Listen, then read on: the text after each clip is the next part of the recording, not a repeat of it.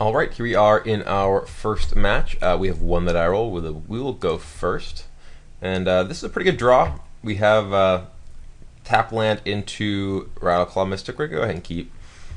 We have access to all of the mana we could possibly need, even if our Rattleclaw does die, and we can ramp out Pelucranos or Hasty Knuckleblade, depending on what it is we're up against. So it's going to lead with the Bivouac.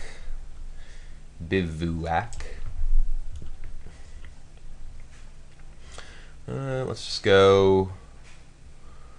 Well, we'll play Yavimaya Coast. It's sort of irrelevant what land we play here. Actually, I'll just fetch a mountain out of my deck here, just to get it gone. Slightly reduces our chances of drawing a land in future turns. I want to get mountain over forest because if I draw Ashcloud Phoenix, I'm able to cast it, and we already have another coast plus a mana confluence, so we are well equipped to be able to cast whatever it is we need. I put this as a basic force and nothing, so I'm gonna guess that he's playing mana creature this turn. Nothing. All right. Well, we're just gonna cast a Pelucranos because Pelucranos into no board is into forest in particular is pretty hard to beat. I don't know if our opponent just has like a. Okay, our opponent's playing Green Devotion with no mana creature. Alright, a Arbor Colossus on top. That is fine. I think I just want to play Knuckleblade and haste it. I could just attack, play Knuckleblade and Arrow of the Wilds rather than hasting. Our opponent does have an Arbor Colossus in play. That might be better. Arrow of the Wilds is a pretty good threat here too. We just play Mana Confluence, play this and this. The next turn we have all three of these to attack with. That seems better to me than the haste. I mean, the haste does 9 right now. Well, actually, I guess doing 9 right now, that actually puts him on must chump next turn. Though if we, okay. No, I think we're going to do that. It literally puts him on having to chump next turn or dying. So, green, red, here, blue,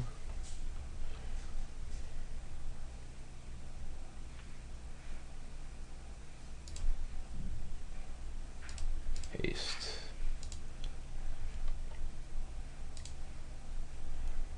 and 9 him.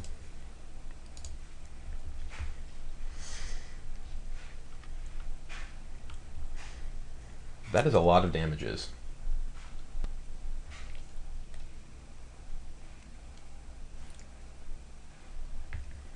So if our opponent has a Arbor Colossus in his hand. If he plays a Pelucranos right now, I can actually just play Mana Confluence and attack with everyone.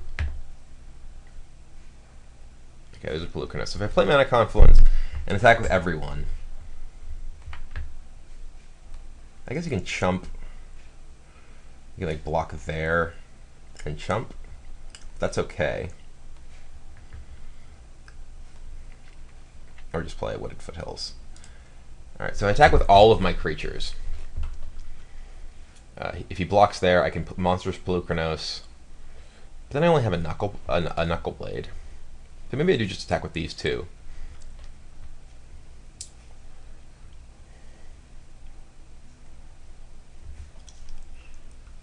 Attack with everything. If he blocks here and blocks here, I can Monstrous this, kill that.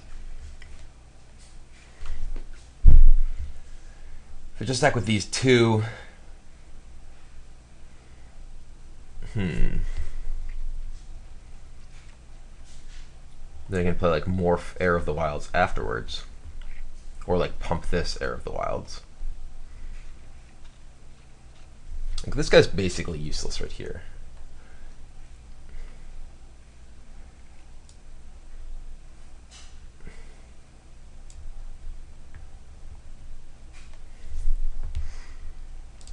So I think if I just attack with all three.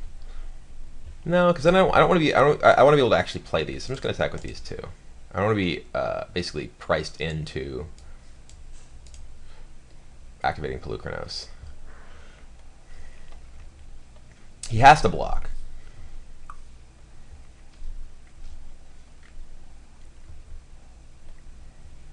And I think I'm fine with that. So I can just pump this guy if I want, put him to 6, and then play both of these.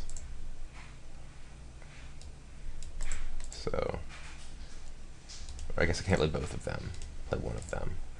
I think I'd rather pump this and just play this guy.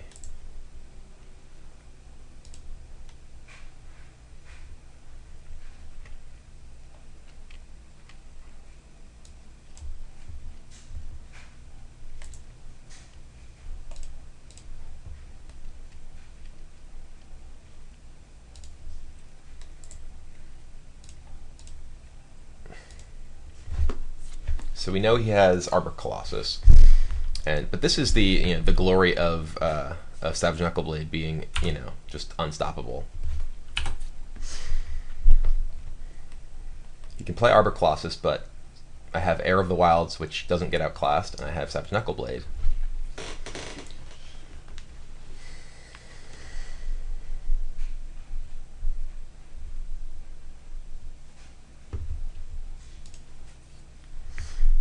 So here comes, Arbor Colossus, that's fine.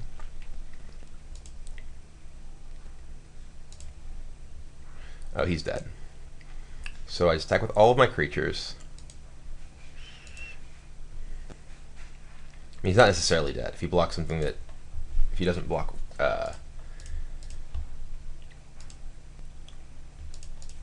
if he somehow, if he somehow blocks both of these, then he's not dead. And bestow.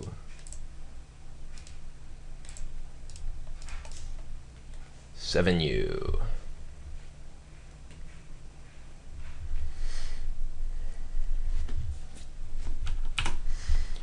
So he had a really, really rough draw, and just we kind of ran him over. Sideboard-wise, Hunt the Hunter is our best card here by miles. Disdainful Stroke is also good. Lightning Strike is pretty bad, especially on the draw. Spending 2 mana to kill a mana creature is a pretty weak play.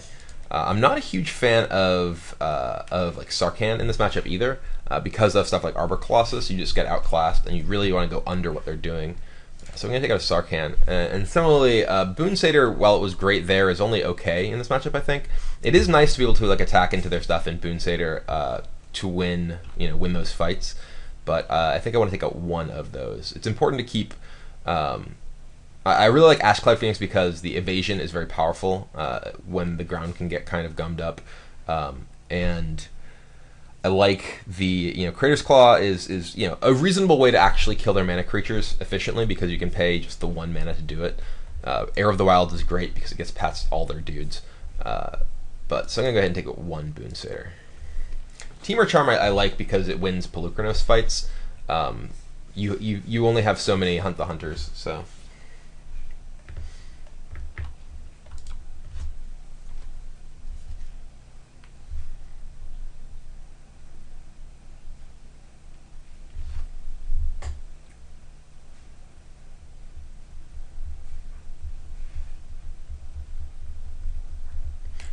I don't understand why we went from you submit your deck to, and you can change it until the time's up, or until both players submit, to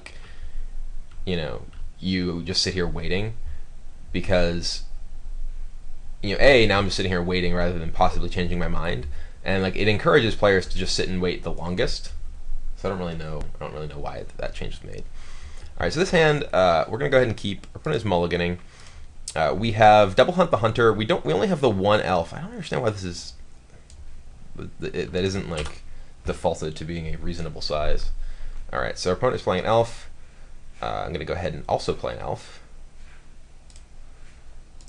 So we have Heir of the Wilds into Hunt the Hunter next turn to kill. If he plays a Courser, there's a Courser. I think I may actually want to kill the mana creature first though, so he doesn't play a Pelucranos on me.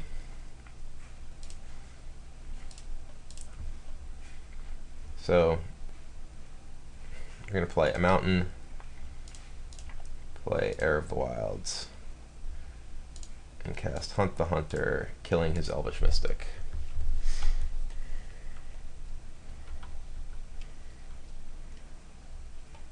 It's the Tessin Tactics, okay.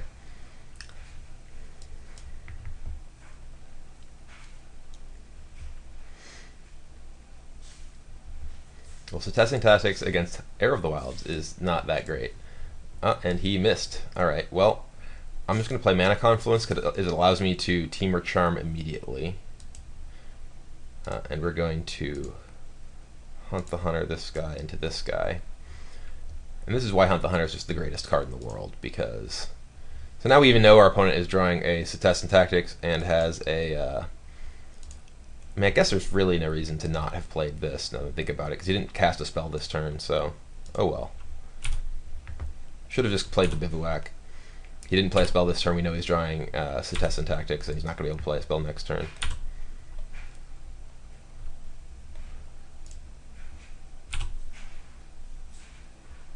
I'm going to leave up Temur Charm. I'd rather just counter something if he plays a guy or whatever, than necessarily get the extra point of damage in with Heir of the Wilds.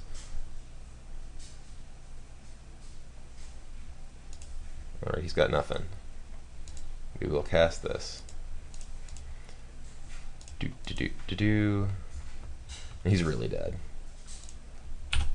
And look at, like, Hunt the Hunter, you know, was awesome here.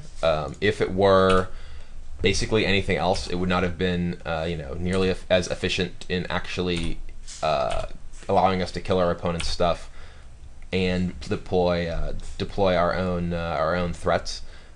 You know, it was way better than, you know, Lightning Strike might have been. It also gave us the option to, you know, if our opponent did play like a huge creature we didn't have a way to kill necessarily, we could have fought it with Heir of the Wilds, and then we just had Temur Charm as backup. So Hunt the Hunter, best card in these green mirrors, especially when you have a lot of cheap green creatures and stuff like Heir of the Wilds that can even trade up if necessary. So I actually, for a long time, it's funny that I actually think of this as a long time, but for one afternoon during testing, I was actually playing Fanatic of Xenagos as one of the 3-drops in the deck, because I was so hot on Hunt the Hunter as my sort of anti-Green Devotion Cyborg card that I wanted to ensure that I was able to fight Polukranos off of a Hunt the Hunter on 4 mana.